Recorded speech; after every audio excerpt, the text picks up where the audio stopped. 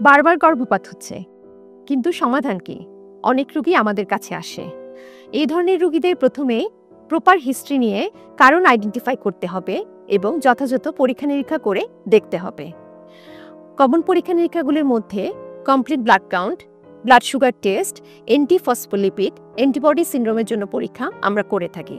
কিছু কিছু ক্ষেত্রে জরায়ুমুখের দুর্বলতাও এই ধরনের রোগের জন্য কারণ হিসেবে দেখা যায়।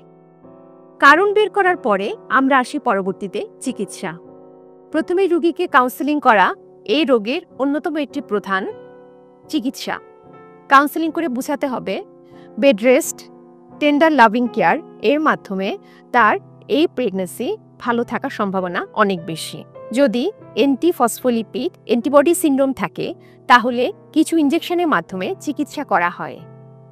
যদি জরায়ুমুখের দুর্বলতা কারণ হয়ে থাকে তবে সাধারণত 14 সপ্তাহের পর থেকে আমরা জরায়ুমুখে এক ধরনের সেলাই দেওয়ার মাধ্যমে এই প্রেগন্যান্সিকে সিকিউর করার চেষ্টা করি। সুতরাং এ নিয়ে অতিরিক্ত চিন্তা না করে আপনি যদি যথাযথ চিকিৎসকের শরণাপন্ন হন তবে অনেক ক্ষেত্রেই সুফল পাওয়া সম্ভব এবং একটি সুস্থ শিশু আপনার কোল জুড়ে আসবে, এই ব্যাপারে আমরা আশাবাদী।